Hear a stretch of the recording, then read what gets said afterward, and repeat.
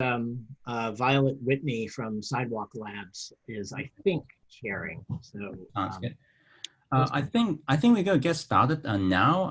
And let me introduce you formally, and then I'll let you do the presentation. I think more people is gonna roll in, but don't worry. I mean, for anyone who have missed it, they probably go back to the recording. So, hi everyone. This is Vicky Chen, the current president of AIA Hong Kong. Thank you for signing up for this webinar on automation and building design that involve automation and artificial intelligence. So we're very lucky to have Anthony Hauck. So Anthony actually has 20 years of experience in the AEC industry. He's also a member of the AIA CIO Large Firm Roundtable. He used to work for Autodesk, but currently he's the chief COO for the software that they co-founded called Hypar. It's a software to automate some of the building design, building analysis, and performance improvement for building design. So without further ado, I'm going to give Anthony the platform to give us more insight. Absolutely. Thank you, Ricky. Hi, folks. Thanks a lot for giving up part of your evening to find out what we're doing at Hypar. I appreciate the travails of the time difference, and so thanks very much for your time. So let's start with who we are. I just want to give a quick introduction to the whole executive team, including me. So Ian Keogh and I founded Hypar in early 2018. If you don't know Ian, he actually created Dynamo while he was working at Borough Happold and made it an open source project that Autodesk adopted and then included in Revit. He joined Autodesk by at first getting his product GoBIM, which was the first BIM viewer for the iPhone, acquired by Vela Systems, and Vela Systems was subsequently acquired by Autodesk. And so Ian and I started working steadily together when I helped start the AEC Generative Design Group at Autodesk, for which I was the Director of Product Strategy. And we worked on Project Fractal together. And you may know Project Fractal went through becoming Project Refinery and now is generative design in Revit. So that was something Ian and I worked on from the very earliest days of it. Even before Fractal, though, there was a project that most everybody has forgotten about called Project Aqaba. And that was the first AEC generative design project at Autodesk. And I worked on that with our CTO, Matt Campbell, when he worked at Autodesk as a Revit developer. So he and I and one other developer came up with Project Aqaba, which was kind of the first time you saw like a lot of little options showing up on a page from a Dynamo script. And so Matt took a turn through Google after leaving Autodesk. And then when he found out Ian and I had started this company to focus on some of the stuff that we had worked on before, he rejoined us. So why did we start this company? So I'm going to take you guys way, way back into the origins of the company to 3500 BCE, which is when the earliest, other than mammoth bone houses found in the Ukraine, this is the earliest known example of architecture that we have still. And so upshot is, we've been building stuff for a really long time and understand a lot about buildings based on 5,000 years of history. We've also, we've also been computing for a long time. The advent of practical automated computation in the mid 20th century led to a lot of intellectuals predicting what could happen with this sort of automation. And earliest on, when people thought of the intersection of computation and architecture, they didn't think about drafting. They actually thought about generating buildings. So this is actually, this was a real program that was running in 1970 on a mainframe by Gerald Vallon. And it would take all these kind of requirement inputs, like the number of beds, the area per bed, a relationship chart, and it would compute those into a floor plan, which then gets kind of rationalized in a later stage in the program. And this this was how during the 60s and early 70s, this was the thinking around how computation and architecture would come together. And so, you know, thousands of years of building, decades of computing, and then the 1980s roll around and we get this. And unfortunately, this AutoCAD and all its competitors derailed an entire rich conversation that had been going on about what the intersection of computation and architecture could be, because all of a sudden everybody was talking about CAD, and then academics who want to be relevant started talking about how CAD will affect businesses. And basically this entire discussion that, you know, Nicholas Negroponte at MIT had been involved with the Architecture Machine Group, which later became the Media Lab, like all of this discourse basically got put on ice for 2 decades. And meanwhile, you know, we get this and all of our expertise in the firm is, you know, sitting here, people who look like this. And of course, they have limitations because they're human and need to sleep sometime and go on vacation. And so to scale them up, we give them, you know, more people to scale up. And then when we need to figure out how to do things, we still go and look at stuff like this. So, you know, we're still filtering this information, like we're using people to process even highly prescriptive items like bathrooms, which kind of are the most, one of the most regimented things in a building, other than things like fire stairs and other vertical circulation like lifts.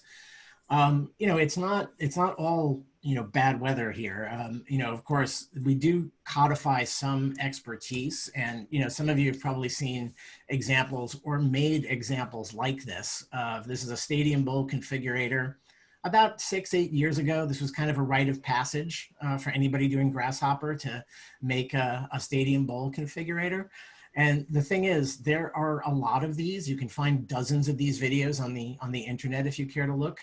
And some of the things that Ian and I started to wonder about is, you know, why was there ever any more than one of these or two of these? Like, why did everybody have to make their own? The issue with things like this, of course, is that also when they get fully elaborated, they start looking, you know, something like this. And if you don't have experience maintaining a visual programming script, I can tell you that this is kind of a nightmare to revise. And what we saw over and over again in the industry was that people would and try to encode their expertise in this fashion, and then essentially do it again for the next project because they either didn't understand what they did previously, or it was so tuned to their project that it really wasn't very portable. I talked with a friend of mine a couple of years ago, Sean Fruin, and I sort of casually mentioned that, you know these things, like you open them up and 6 months later, you don't know what you're looking at. And he started laughing and he said, that just happened to me after 2 weeks and I had to start again. So even with all this stuff, whenever we start a project, you know, we're still looking, you know, at this, like this is how we start every project. And in the software world, there was a period where things were like this, where you started from a blank page, where you literally like went, and this is kind of in the 90s, you would just read a bunch of books and then you'd open a text editor and you'd start typing and then hit compile and you hope it worked, right? And, you know, since then, the software industry has moved rapidly on from those kind of build everything yourself stages, so that, you know, if I'm starting a website, I can type 24 characters. I get the benefit of thousands of hours of people contributing their expertise, and in 4 more lines of code, I have a running website. So this is where the software industry is. And, you know, if you know, you're using your phone all the time, or even if you're dealing with, you know, technology coming into your office, you know that the pace of technology development is incredibly rapid. It's impossible to keep up with it, pretty much, because so many people are involved, but also because the whole industry builds on its previous successes. Right. And so the fundamental question Ian and I asked when we founded Hypar was, like, what if you didn't have to start every project from a blank page? Like, what if it wasn't about a sheet of paper that was waiting for your genius? right? And so we'll do some live stuff too, but I just wanted to show you a kind of bit of a sped up video of one of our engineers putting together a building proposal for New York City. So we heard from a lot of folks that the first thing, we always start with a location, and we watched a bunch of people making their own location pickers. One of the first thing we did was make a location picker that uses Mapbox data to pull in a context. So here we've got a site, and Andrew's drawing a building footprint within the site.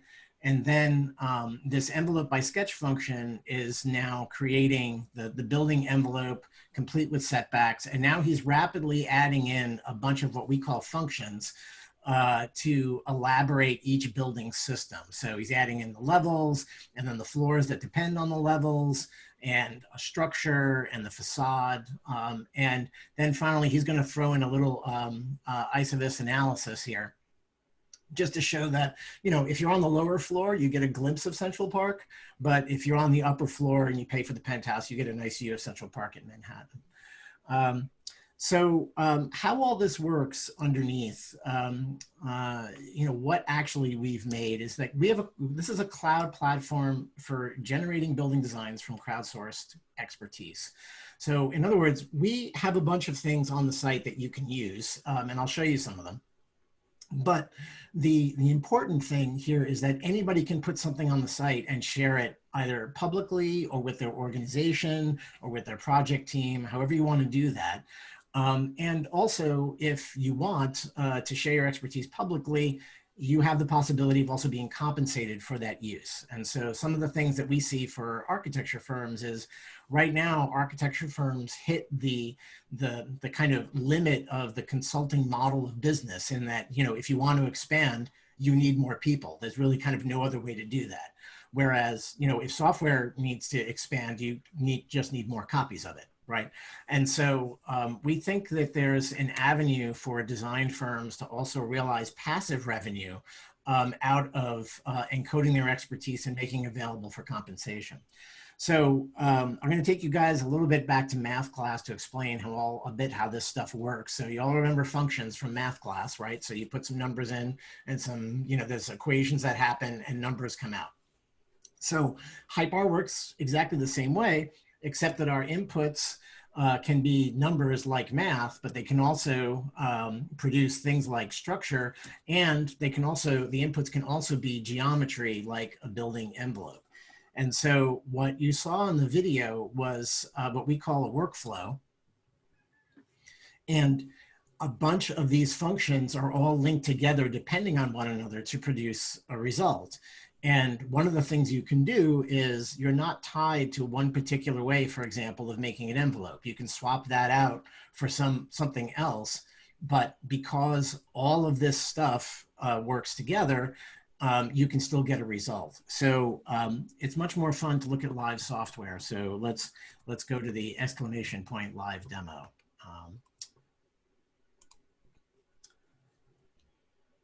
So let's go here. I'll just hit, by the way, if you're trying out Hypar at hypar.io and, you know, things are a little wonky, just hit the refresh button. I used to call that, when we were showing Fractal, I used to say that every browser had a fixed Fractal button, and it was the refresh button.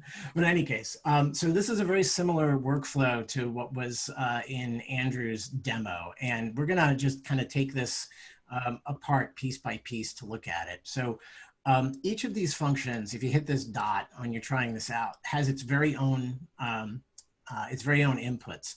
So you can you know, change these and see the result, or you can do something that I've done here, which is hit sample range, which means that the values are being sampled across the slider, and we will automatically create multiple options for you if you do that, based on the variation of these of the slider values. So something you can do is, you can see that if you start turning this on all the functions, you're going to get a lot of options to try out. And if I pick, you know, a different one, in fact, let's change our building height too, and like we'll generate a bunch of options there. So I think it'll be more exciting if we do that. So one of the things that we're doing here too is because this is the cloud, we can spin up as many servers that we want to do computation. So spinning up 20 different options is just as fast as making one, because we just send this to each different server to get a result. So if we pick a radically different envelope here, what happens after that is each of these other functions is going to start computing its result based on the new envelope. So see, we've added floors, there's a structure coming together. So let's look at kind of each of these in isolation.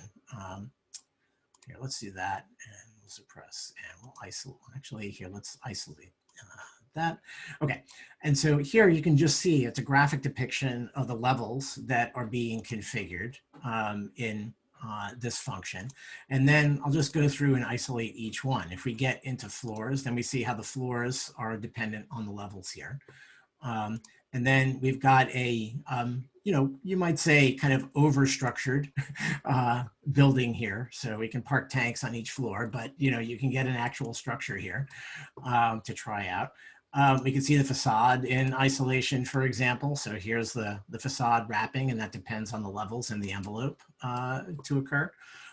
We build a foundation underneath the building here, so we can look at that below the location. The core. And you know, the core, this is a very simple core function. There's a more complicated one that will actually add and such.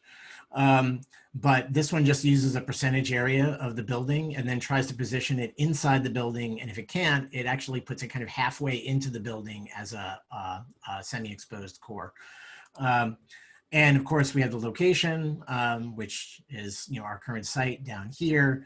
And then if we get, let's see if it's still down in there. Let's isolate this. So we did as a little experiment, just to show that, you know, essentially we could. Let's see if we can find it. There we go. All right, you can see that, you know, we're looking at a very macro scale of a building and the structure and everything, but we can also get down into detail like this, where that's a way too frequently placed Hilti hanger. So we just brought in an STL file into Hypar and then used it as an input to the function to lay this out. And so we can make this a little more realistic and make it like, I don't know, 4 meter, let's say 3.5 meter spacing. And so when we change that, this regenerates, and now we've got kind of hangers in the some reasonable interval here. But this is just to show that, you know, you can think about this. These are all building systems, right? And they have all varying degrees of detail. And you can combine them all in here to produce a solution or a design proposal. So before I show you a couple other examples, I want to talk about how all this stuff works together. So we have, let's refresh this.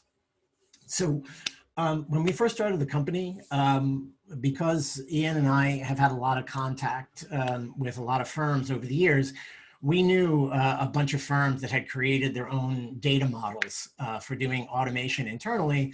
And we went to these firms one by one and we said, hey, wouldn't it be great if we used your data model and we'll make it public, we'll open source it, and it'll become a new industry standard and it'll be great. And every firm said, but that's our IP. And we said, okay, so we wrote one instead, and we open sourced it and we made it extensible. The reason all these functions can talk to one another is that they produce these things called elements. And that is a library that looks a lot like what you might find in Revit or IFC. So things like beams, you know, we've got, you know, that graphic depiction of things you can do with beams, but also a lot of examples on how to use that in code and how this all works with the rest of the library. You know, you can put in floors, but the important thing is that if you guys have, you know, if you're technically inclined in this way and you decided that you really need something called a lift, you can actually make that, and we will treat that as a first class entity inside Hypar. So by making a project where we've made a standard data model, open sourcing it, and making it extensible, we're trying to encourage kind of cross-industry collaboration in the very same way that the software industry publishes a standard and then people start adopting it. So on that front, what we're doing here in this viewer, some of you might know there's an open source viewer called 3JS. And so that's what we use for this. And 3JS uses a bunch of web standards and including something called GLTF. Right? It's a new standard that a company called Kronos made. Again, open sourced it. Microsoft joined on, Autodesk joined on, a bunch of other heavy players. And so everybody can collaborate using this format for web display just because one company made it available and it was a good idea. So we're trying to do the same thing. We're trying to make as much open source stuff as we can to encourage the industry to collaborate in the same way that the software industry does. So let's talk a little bit about talking to Revit. So those of you who are familiar with Revit may recognize the residential example that comes with Revit architecture. We're going to do something a little different. You all know that there's also a commercial example inside Revit. So I took that this morning and I exported it. This takes a couple of minutes, so I'm not going to take the time now, which is why I kind of pre-baked it. But we give away a free add-in for Revit that lets you export things to Hypar. And a little bit more about this hub thing later. But essentially, you can just send all your stuff down into a JSON file that's compatible with this thing over here called JSON to model, which is a function that's on Hypar. So if I take that and drop this in, so it's uploading the JSON, and now it's rendering it into a Hypar model. There we go. And so you may recognize the commercial example. And so what is brought in is the walls and the floors from that model. Now, the reason the dots are still going in the center of the screen is that these downstream functions whose results I've hidden are working and they've just completed. So what we've also done is, using these settings here, created panels out of the walls. So if we look at that, here we've now broken up all the walls in there as individual panels. And then if you look at prefabricated panels and isolate that and give it a couple of seconds to render, 1, 2, 3, 4, there. We've also done the framing inside each of these panels. And we did this demo for a construction company we're working with who have their own panel factory. But you can see that if you've got some idea of how you're going to construct your project and a function that captures that expertise, that you're able to very quickly see, like, well, what would it mean, to my project with this method of construction? And that's by swapping functions in and out. So you have compatibility with Revit. You can download IFC from Hypar to bring back into Revit, but I'll show you a cooler way later on at the end of the presentation, which is still something experimental. Since it's an architecture audience, it wouldn't be complete without colored boxes denoting rooms. So this is a little example of a clinic. I'm going to turn on some names here just so you can see what some of the rooms look like. So we've got just a little program of essentially a departmental program for a clinic, a waiting room, a print section, and let's talk about how we get here. So this is all rooted in a program. So if I open up program, by the way, everything I'm doing here today, you guys can try this out. This set of example data is available on something called Hypar function info. And if you just type that into Google, you should come across our GitHub repository with this stuff in it. So you can just grab these files and use them. In any case, whoops, if I go into program by CSV, Here, I'm going to open this up with Excel because text is not too illuminating.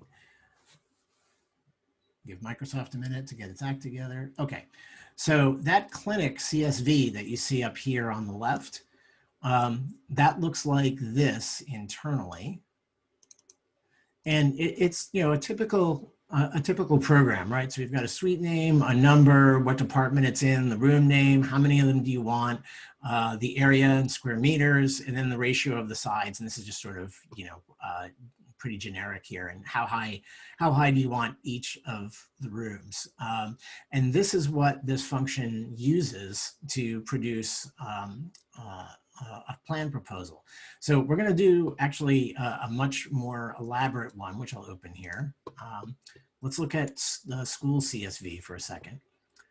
The logic of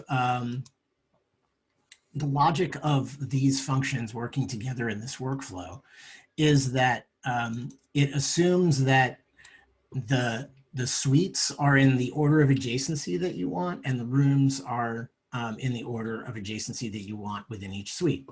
There are ways to manipulate that if you want. So here's a much more elaborate program. We're going to drop that in and see what happens. So let's close these guys, and we'll take school and we'll drop it in.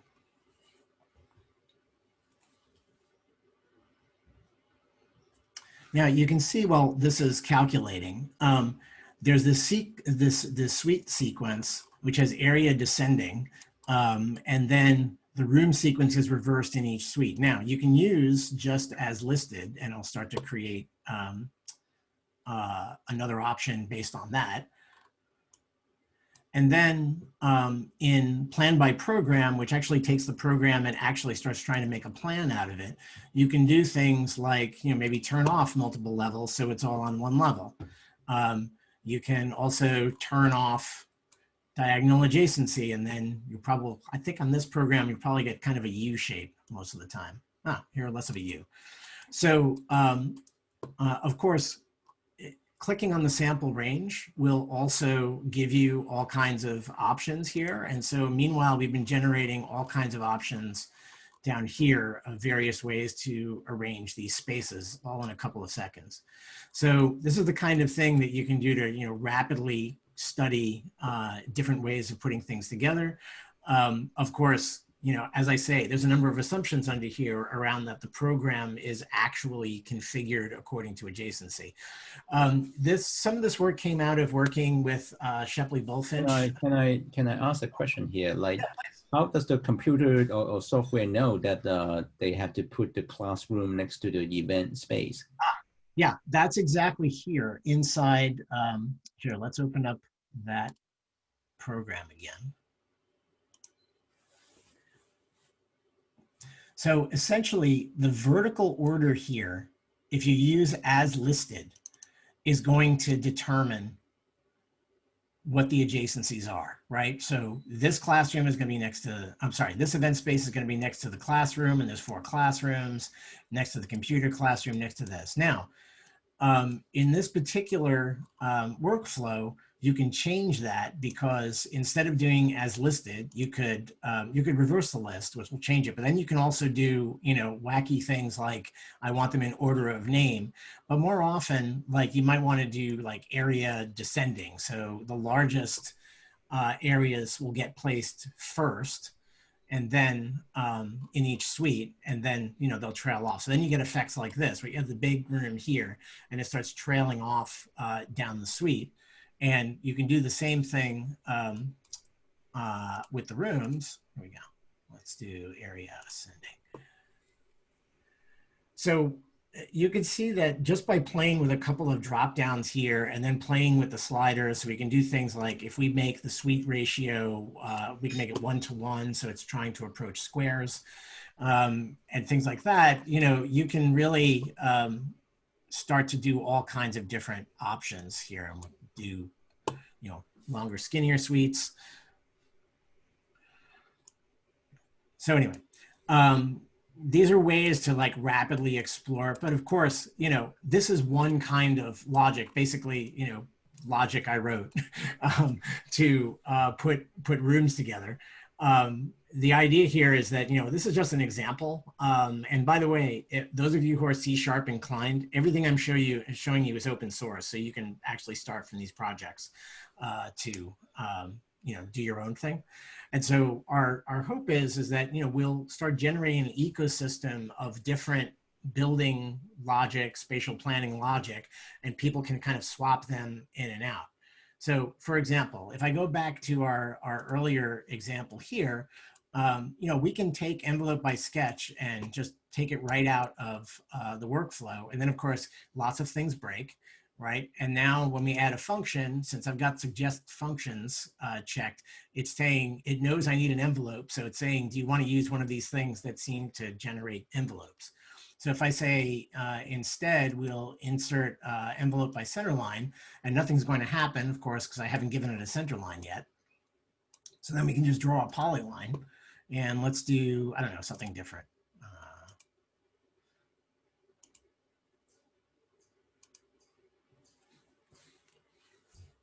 And so now we're going to generate, a new building envelope, but everything else is just going to work off that envelope afterwards. And remember, I said that if the core doesn't fit, it's going to try to place it as a semi-exposed core. And here we go. So what we've done here is we've swapped out entirely the method of creating an envelope, but because it creates a standard envelope, the rest of the functions understand it. So here we can just try to see everything. Let's just show that so we can see everything at once. And there we go. So that's for space planning, for example, we would expect that, people will have their own methodologies and they swap them in and out to see. So as I say, this is one example. Let's talk, I'll show you one more example that's kind of cool because it's recent. So we just started things like this about, another building system for a project we're doing with a company who doesn't make roofs. They're still interested in being able to draw roofs for some of the products that they produce. So I can, draw a mesh here, and I'm going to go, I'm going to put it 20 in the air, and I'm going to change make sure the view is in ortho, and we'll go top. Look at that. And then, so let's draw we'll make a roof here. So there's our outline, and let's add a couple of more high points at 20 meters up. And then we're gonna actually lower this by 1 meter and add a couple of more points here to make some low lines on our flat roof. And once we're there and we save it, give it a couple of seconds to generate. Yeah, and so now we've got a nice roof here, and we can turn on our grid to see that floating. And there you go. So so this is like an example of yet another building system. And of course, some of the things that we're working on in this particular project is the customer needs to avoid the entire roof system. And of course, that could include structure and everything else, right? So we can make, in this example, we're just making a roof envelope, essentially, that's like 1 meter thick at its lowest point, and that would be here, of course.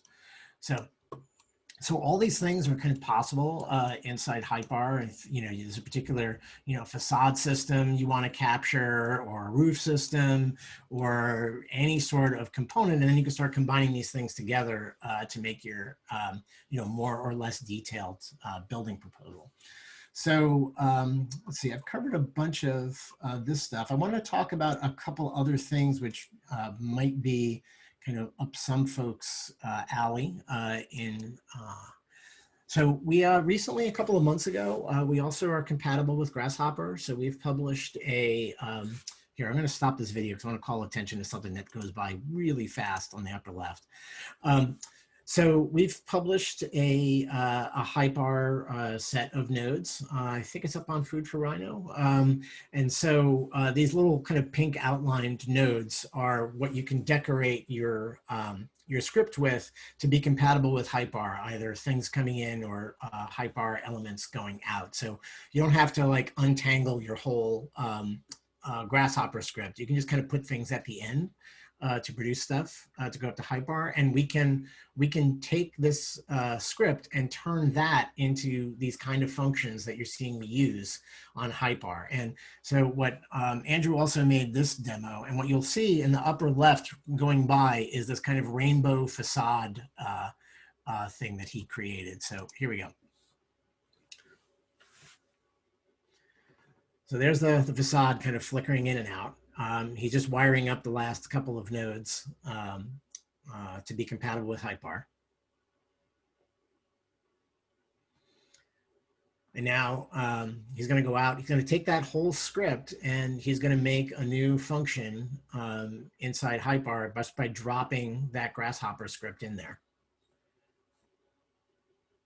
Now, of course, since this is producing Hypar elements at the end, it doesn't need anything special to talk to all the other stuff, which in this particular case are all written in C#. So here he's got that envelope by sketch that you guys have seen me using this morning. And now with this Hypar model dependencies thing he made, he can turn on the facade that he made in Grasshopper that now works off using the envelope that this other function created. So you can use C# or Grasshopper to make your own functions. You can also use Excel. So one of the things we noted is that a lot of firms keep a lot of expertise, especially engineering firms, keep their expertise in Excel. And by labeling cells inside Excel, either inputs or outputs, we can make a new function right from the Excel file just by dropping it in again. And then that becomes something that can actually plug into the rest of Hypar and do things like, net square footage calculations, perhaps, or, and that are relevant to your region. Because of course, it seems like every country and then every county and then every city has their own particular way of calculating usable square meters. And so we know that there are all kinds of spreadsheets out there to do tasks like that. And in this particular case, this is kind of a budget analyzer starting to figure out how much what your ROI on this building could be. So in any case, we have these three sources of bringing things in. We are working on Python. We actually are using Python with Ladybug right now. We just haven't published everything you need to do it yourself. So, what are we trying to solve here? One of the things, as I said, we've noticed is, firms that do consulting, the expertise is still locked up in people's heads. They can't be in every meeting. They can't be working on every project. How do we get that expertise somewhere where we can use it in every context, on every project, and consistently? And consistency is important, right? Because, I think everybody who's been on a number of projects, I know I've had this experience when I was in practice that, you realize you're on the A team or you're not. And, the project kind of depends on the makeup of your team, even outside your firm, what other firms that you have to work with. And so the idea of being able to capture expertise and consistently apply it, and then, intervene in those results, which is coming from Hypar, we think is really essential. We also see, like I've had experiences with firms over the years, and these are verbatim quotes when I've demonstrated Hypar. I've heard from people like, wow, yeah, we had something that used to do that, but we lost it on the network. We used to do stuff like that, but that person left.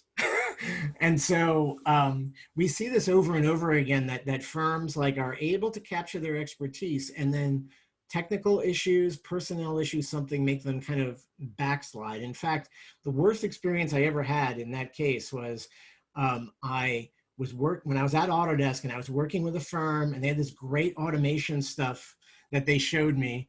And then about 4 years later, I met with the same firm and I showed them the video that they had sent me 4 years before. And they're like, that's great. Where did you get that? And I had to say, from you, 4 years ago, and they had actually lost the expertise over time on how to do that kind of thing.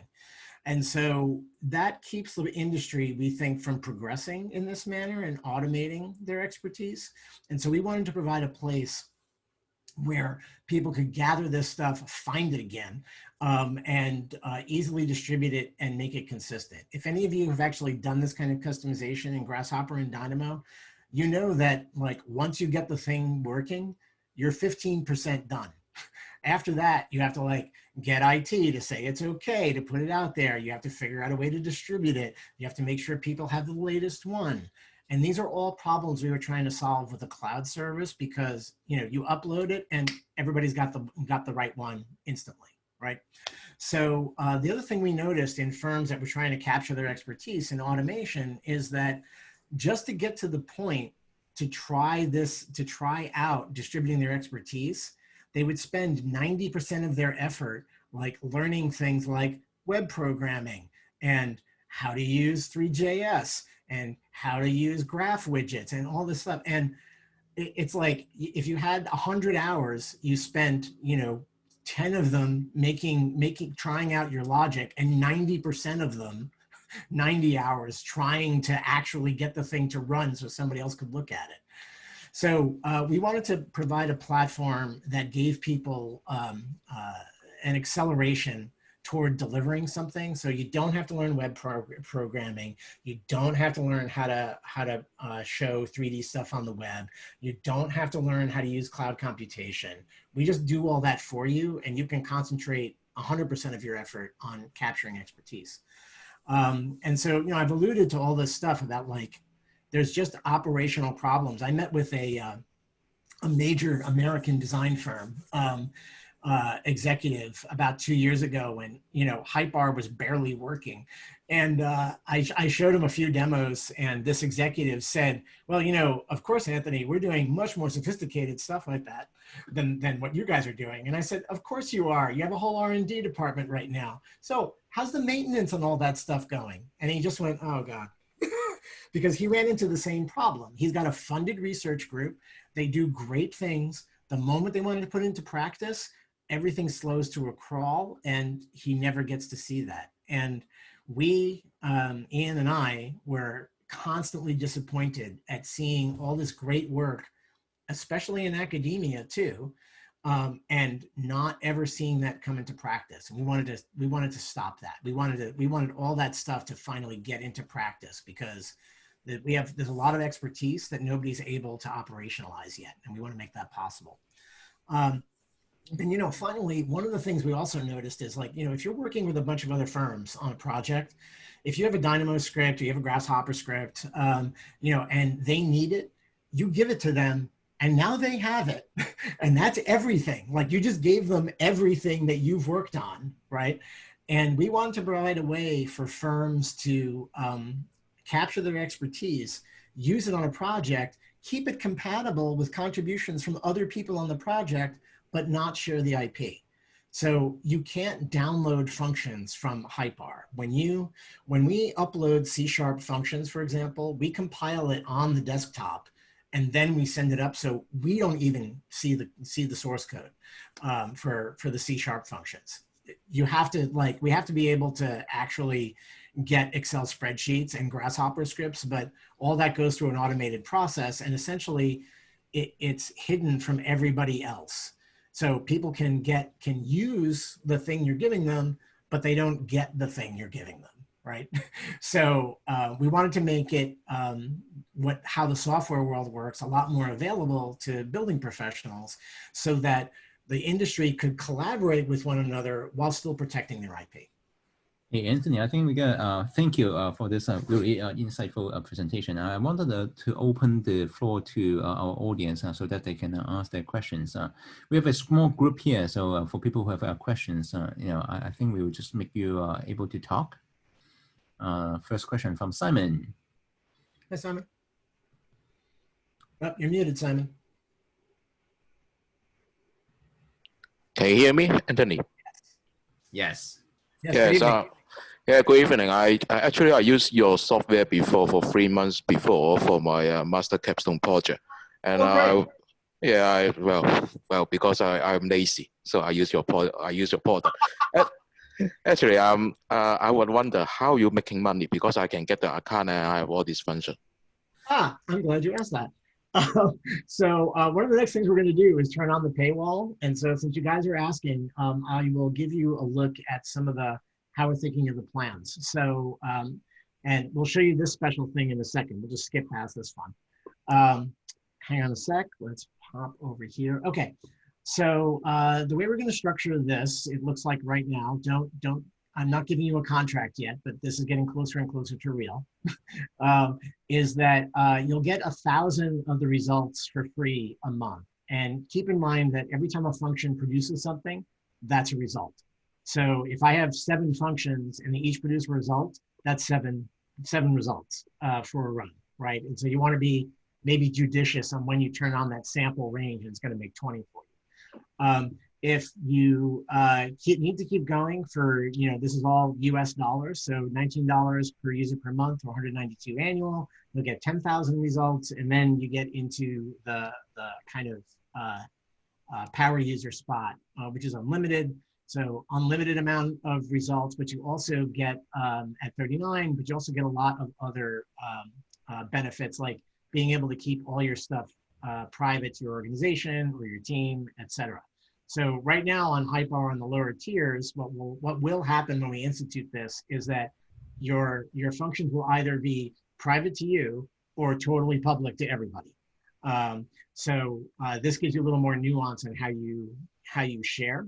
And then things get cheaper as you get into volume. So the difference here on this from pretty much every other software company that I know of is we don't care if the Hypar team is all in your firm or not.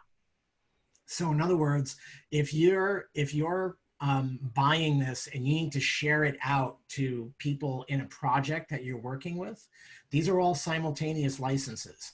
So if you have like 20 simultaneous licenses, you could add 5 firms and they can all use this stuff and we don't care. And then finally, there's the all-you-can-eat buffet for your organization, which is the enterprise. And this comes like cost-effective at around 220 kind of simultaneous users. So we think that only the very largest organizations would ever want to use this, and that they would supplement that with a Hypar team if they need to share on projects. So we will eventually go to subscription model. The other part of our revenue is going to come from people who share functions for a price. So let's say a construction firm has a panelization thing, or like let's say it's a precast company shares a panelization, and to use it they want like $10 a month, or a certain number of uses or whatever. Right, Hypar is going to take out of that $10, $3. So it's very similar to the Apple Store in that way. We'll take 30% of whatever people charge. And so that's the other revenue stream. And so, depending on how this works out financially for us, hopefully, as if the function provider revenue goes up, we would start dropping the kind of subscription. But, these are the knobs that we'll be working with. But we found so far there's one firm out there, it's not in Hong Kong, who's actually gone more than the 1,000 results per month right now. Everybody else right now seems to be working as they try it out under 1,000 results a month. So we expect there'll be a lot of folks on the free tier, and then as it becomes professionalized, they'll start moving up the rack to the right point that works for them. So I hope that answers it. Okay, yeah. Simon, go ahead. Yeah. Yes. Actually, for using the free account, when I'm using for my masters, I was having a problem to export it to the Revit. So, but now I see you have it in an IFC format, so it's supported the open beam. So it's you really didn't go talk about how is the workflow to work with Revit. Can you explain? Simon, it's like I sent you a script. This is great. Let me show you the video that I went by. So this is what we're working on right now. If I can get this going. So that Hypar hub thing that I said I swore I would talk about early on, that's in the add-in, it will let you do things like this. So here's that framing application I showed you, and that's it in Revit. And we just streamed all the results, and we'll change something on Hypar here and make the framing a lot more dense. And then in a couple of seconds, that streams down into Revit. And so the way this is going to work is you will see a preview like this inside Revit, and then you'll have what we kind of notionally call the bake it button, which is essentially like, now I want it to be real entities in Revit, but you'll have the opportunity to try out designs, see them visually and evaluate them that way inside Revit. And then when you're happy with it, turn it into Revit elements. So that's where we're going next. And we actually have this in beta right now. We just put out a new add-in. It's a bit of a juggle to get all this working at the beginning, because we're still kind of early in the development, but where we're going to go is this kind of constant exchange with Revit or other applications if people request it, so that you can do your design work rapidly in Hypar, and then when you want to turn it into documentation, you can stream it down into Revit and then document it. Okay, thank you. I will have the last question for me. And when I'm using the Hypar for my capstone project, I was using it to give me some design output. And I'm the project manager for this capstone project, so I need to develop some design parameters. So one of the design parameters is the GFA, and because I have calculated GFA, the government allow me to do it. But when I go to the Hypar and I don't really see the function, I can input the GFA, and so I can have the different design proposal for me. Can you show me on that? Probably, I don't know if we have a function right now that does that calculation. I think there might be a spreadsheet kicking around that does it. I don't have one at my fingertips, but if you don't know about this, we also have a Discord server, and one of the channels on there is things I would like to see on Hypar or something like that, or functions I'd like. One thing I can do is I can send to Vicky a kind of permanent link to join the Discord server afterwards, and he can distribute.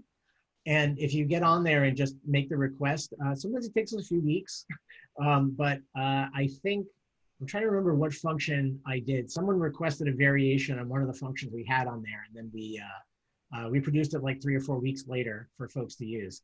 So yeah, we're very interested in what people are requesting. And so yeah, and you can also write me at Anthony@Hypar.io and make a request. info@Hypar.io works too.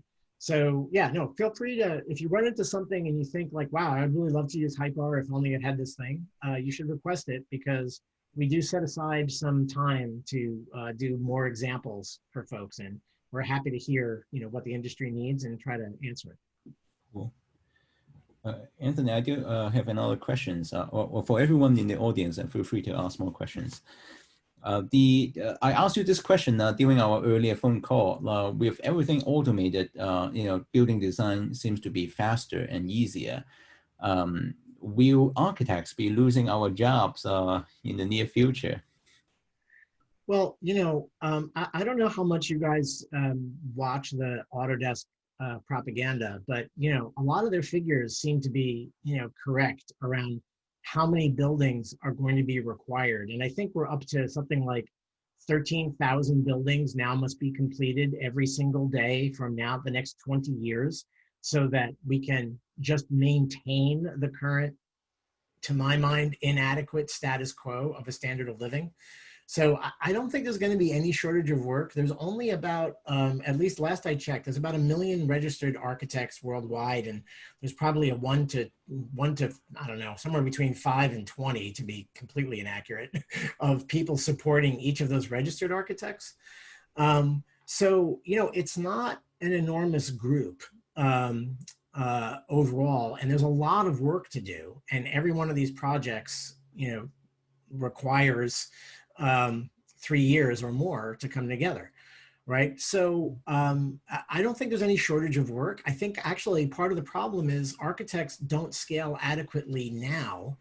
And so you end up with a lot of buildings going out not being very well informed by a design sensibility. And one of my personal reasons for starting Hypar is I want to live in a better built environment, and architects can't be everywhere, and so I'd really like them to be everywhere because they've shared their expertise, they're making money off of it, and someone uses it to get a nice building. So, and I like to walk into that building. So I don't really think that the profession is in danger of vanishing. Like for example, if you guys have not seen this book, I highly recommend a book called The Future of the Professions by Richard and David Susskind.